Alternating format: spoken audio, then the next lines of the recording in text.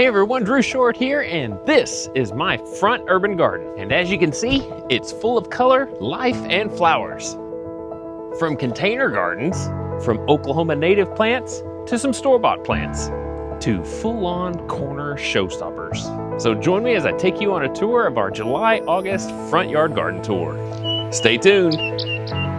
So let's get the bad and the ugly out of the way first. This is probably the worst part of the front garden, and that is these knockout roses. And they unfortunately have succumbed to rose rosette. They look awful from the inside out, and they are slowly dying away. They still put on some blooms here and there, but the thorn production that they have is insane. Not to mention the growth habit that they have looks like a witch's broom, which is pretty typical of rose rosette. So unfortunately, these things are gonna have to get pulled out, which will happen on a future video. Now, just off of those knockout roses is our Oklahoma native bed. And this is consisting of any kind of plant that is very, very native to our state. From anything from blue stem grass to anise hyssop, Joe Pye weed, ironweed, as well as some giant echinacea.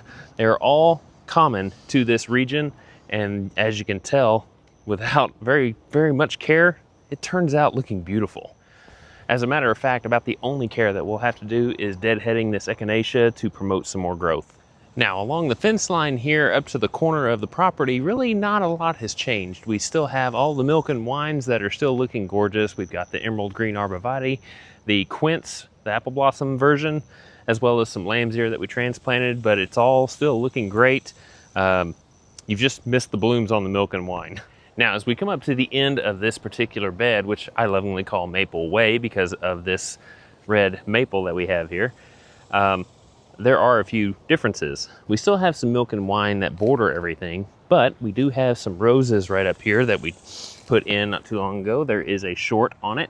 It's got some buds and some spent hips that we need to trim off. And then a volunteer ironweed, but it has beautiful purple blooms that we're just enjoying for the time being until it's time to transplant it. And as you can see, this end has come up beautifully with a little bit of care. Now, we do have a small container garden that we've put here in this garden cart that features everything from coleus, polka dot plant, sweet alyssums, dusty millers, and some impatiens. But everything is looking gorgeous. It's perked up quite a bit because I gave it some water this morning, and we've been having many days of 100-degree weather, so it's been crazy here. So this particular garden, which right now we are calling the left-sided arbor garden because it doesn't really have a name, but it's on the left side of our arbor right up front, it has really come into its own. A lot of things have reseeded, grown, and beautified over the course of this particular season. We've got Rattlesnake Master, which is an Oklahoma native. We got the milk and wines. We've got some Rebecca right here, a Japanese maple that I have said on prior tours, you know, we bought it super small, but it's coming in beautifully. And we got some more echinacea right here that has reseeded itself. That's just, it's been plentiful in this particular garden. We also got the storm cloud back here, but it's got a little sun scorch to it. I've been trying to nurse that back to health. And then more milk and wines, and let me tell you, these things are just getting more and more huge. We're definitely gonna have to split those things very soon. Now, are there some things that I need to do to this garden? Absolutely. I have put in my notes app a checklist of things that I have to do in pretty much every flower bed because when I water in the mornings, it gives me the perfect opportunity to make that checklist. Just like these echinacea right here, they're all pretty spent, so I need to trim them back to promote some more bloom growth. Some of it actually has produced some blooms that are fairly new, but some of it is looking pretty bad. So with it being August now, the heat is getting worse, so we definitely need to take some care and deadhead a few things that need it. All right, so to finish off this section of this bed, we have a peony right over here in the corner, followed by a mum, a milk and wine, this Walker's Low catmint, which has gotten so big, and it's actually showing some excess growth right here because it's been getting some water as of late, so it's actually starting to put on more growth, which is nuts because it's already huge. I've got a mini rose right here just to the left of the catmint, and then we've got a volunteer lamb's ear here, another peony here, 2 more volunteer lamb's ears, and a dahlia that we put in here at the very end. You'll even notice right here is a volunteer Asiatic lily that has come up underneath this catmint. And as we speak, I'm watching a honeybee going crazy on this catmint. They love this stuff. Now up here on the front porch, we've got more containers to look at. We've got a coffee tree right over here, which is our water hog. We have an amaryllis that sits behind it. A snake plant right there. And it's actually doing much better. The variegation is looking more and more vivid. Let's see, we've got a spider plant right here. There's a couple of house plants in here that I am not familiar with, but April knows. This is a planter that we put in not too long ago. We actually did a short on it, and it features some coleus, some fuchsia. I think that might be it. We were trying to do a filler, spiller, and thriller method, but apparently everything in here is a thriller. Yeah, it's a beautiful pot, just not quite what we had planned. Now down here is our mailbox planter area or planting area, but unfortunately it does have a lot of grass growing in it, which I do need to spray for. Some over the top should take care of it, but it's one of those things that you just kind of procrastinate and it gets away from you. But this does feature a lot of bearded iris. I've got some daylilies in here and some newer daylilies up here in the front and some weeds that need to be pulled. But when this thing was in bloom, it was gorgeous. But as you can tell, I've got some spent stuff that I need to deadhead out. Now, this particular island we lovingly call Redbud Island, which you'll see there is a beautiful redbud that is now growing in it again. But we have our beautiful crepe myrtle in bloom. We've got several milk and wines that just line the border of the fence. And like I said, when they're in bloom, they're gorgeous, but you just miss those. We got some gladiolus that are on their way out. The other rose bush that we have that we planted here, along with the other 2 that I've already shown you, it is getting happier and happier. This one is called Sentimental, and it's very specific to my wife, April. We planted it in honor of her late mother. Also right here, we have some lamb's ear that we transplanted from over there because we had too many volunteers, and it is thriving. Now, I'll finish up Redbud Island here in just a minute, but I've also got to finish up the right side arbor flower bed, which unfortunately we have discovered in this particular area, it is not doing so hot as far as acidity. This is actually a pretty alkaline bed, and we're not sure why, but we did notice that a lot of things that we planted in this particular bed have died. So right here, for instance, we have a butterfly weed, which we thought we had lost, and it actually came back. However, it is very chlorotic looking, and it's not really thriving.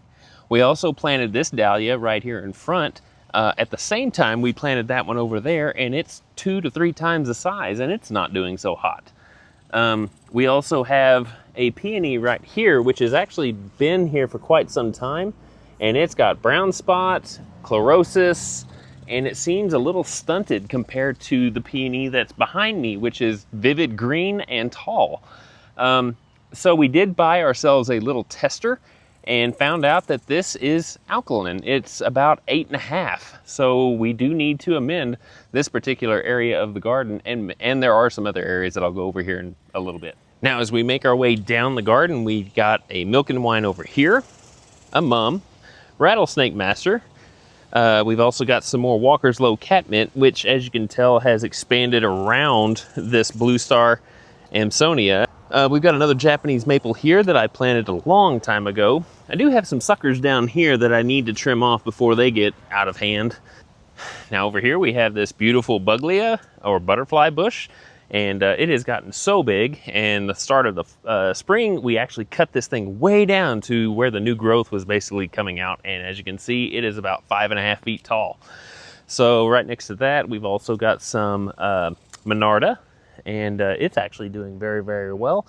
It's kind of reaching this way, but I think it's because the water hose has kind of tripped on it and brought some down. But it's not really putting out a lot of blooms over here like it is over here.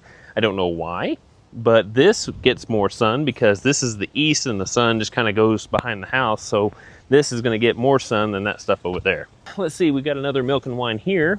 And then down here, which right now I wish, oh, there's one I can show you.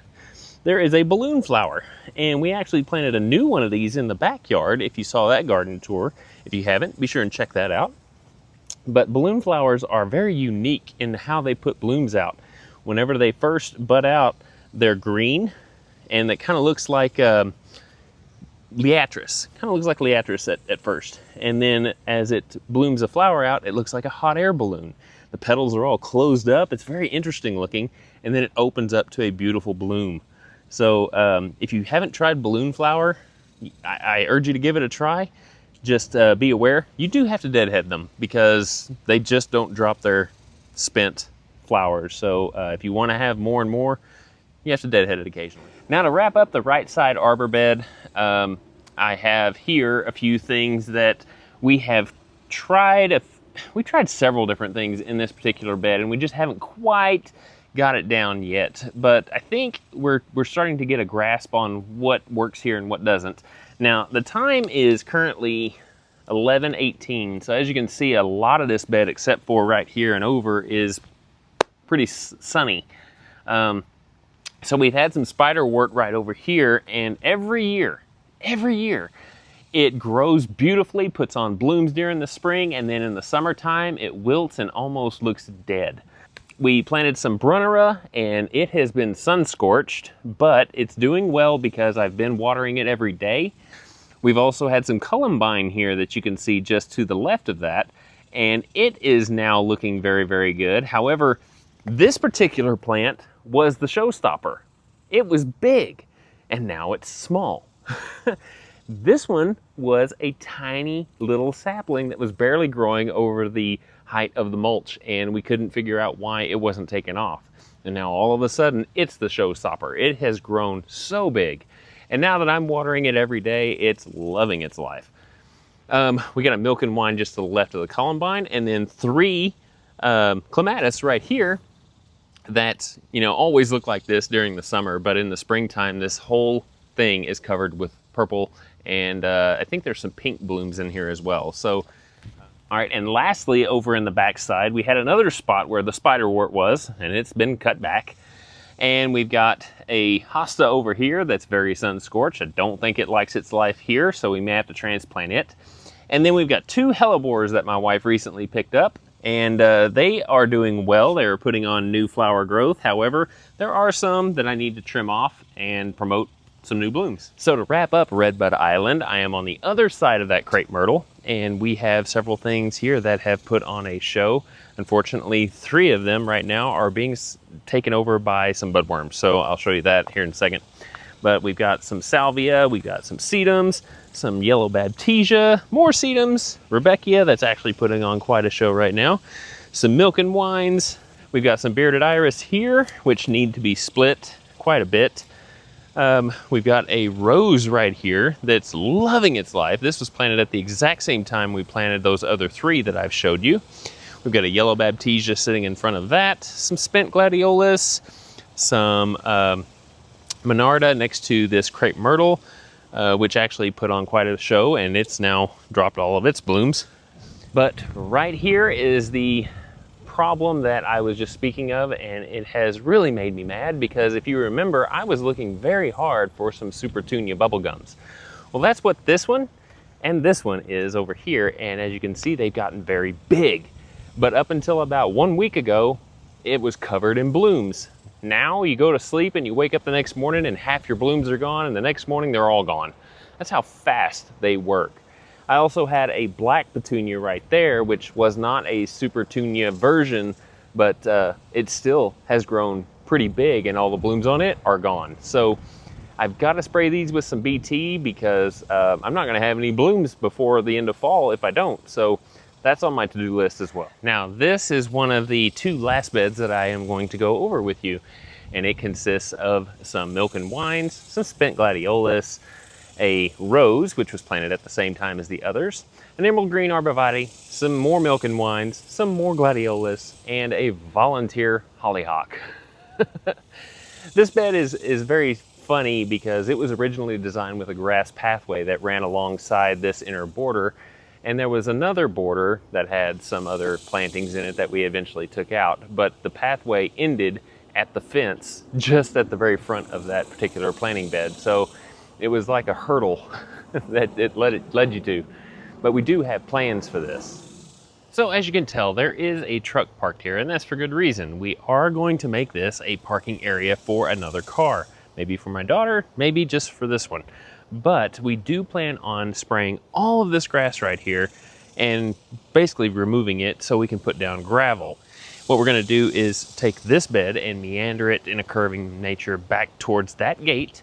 And then we're probably gonna have another one that will start just to the right of the trash cans here and go around the abelia, the gladiolus, and the grasses that we have here next to the air conditioning unit and finish it out right at the fence before you go into the backyard. So there's a lot of plans that we have for this, including a border that's going to be up against the concrete over there because we do have a lot of water runoff problems. But this is gonna be a big project, so we got a lot to do before we even think about putting plants in the ground. So that about wraps up the front garden tour, and I'm finishing off back here in the back because it's like 10 degrees cooler in here because of all the shade. So if you guys enjoyed this and you want to see our journey that we've come to so far, you can check out these videos on my right or left, and be sure and subscribe. Comment down below, let us know where you are. We'd love to get to know you even more. So until the next tour video or the next video in general, I'll see you later. Bye.